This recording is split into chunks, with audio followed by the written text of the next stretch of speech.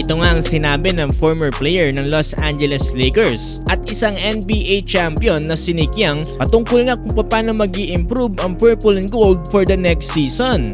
Ayon nga dito sa naging report ng Fast Break, binanggit nga dito ni Nick Young sa kanyang social media account na kinakailangan daw ng Los Angeles Lakers ng isang 5-time NBA All-Star para mas lalo maging solido for the next NBA season. Sabi niya nga dito, Lakers trade whatever you can for D. Mitch o Donovan Mitchell. Anybody but Bron and AD championship for sure. Pero kung iisipin natin, possible nga bang makuha dito ng Los Angeles Lakers itong si Donovan Mitchell?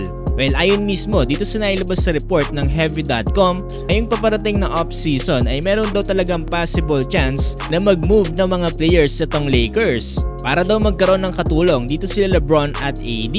Bukod pa dyan ng LA ay meron din daw 3 tradable first round picks and pick swaps dito nga sa off-season. Kung sakasakali namang gusto talaga nilang makuha dito si Donovan Mitchell, ay kinakailangan din nila itong tapatan ng isang malaking package. Dahil sa ngayon, hindi basta-basta itong si Donovan Mitchell dahil siya lang naman ang mukha ngayon dito ng franchise ng Cleveland Cavaliers.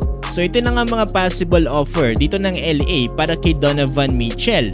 Makukuha dito ng Cavs sila Rui Hachimura, Jalen Hood, Austin Reeves, 2024 or 2025 first round picks at multiple first round swaps sa taong 2026, 2028, 2029 at 2030. Palit ng mga players na yan ay makukuha lang naman nila dito si Donovan Mitchell. Kung kayo ang tatanungin, safe nga ba ang ganitong trade? Dahil si LeBron James ay may player option na lamang for the next season at magda-turn na siya ng 40 years old this December. Hindi na talaga bumabata itong si LeBron kaya maaaring 1 o 2 taon na lang itong maglalaro sa NBA. Kaya naman kung sakasakaling makuha nila si Donovan Mitchell ay maaaring ito na maging bagong mukha ng franchise kasama dito ni Anthony Davis.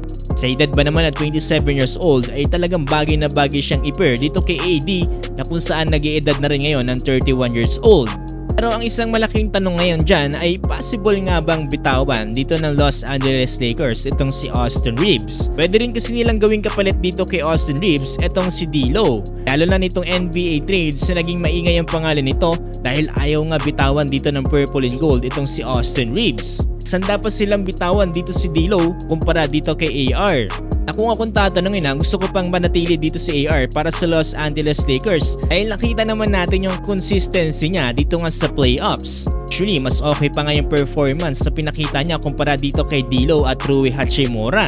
So yun, ano masasabi nyo dito sa mga possible move na gagawin dito ng Los Angeles Lakers this off-season?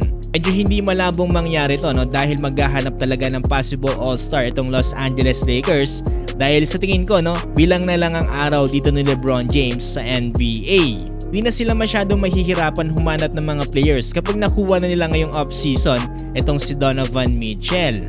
Pero sa tingin ko baka mahirapang makuha dito ng LA itong si Donovan Mitchell dito sa Cleveland Cavaliers kapag nagawa nito mag-champion ngayong taon dito nga sa Eastern Conference. Pero bilag pa rin ng mga bola, hindi natin sure kung anong mga magiging move dito ng mga players sa paparating na off-season. Pero kung kayo ang tatanungin sa tingin ninyo, sulit nga ba ang pagkuha dito ng LA para kay Donovan Mitchell? Komento lamang inyong palagay.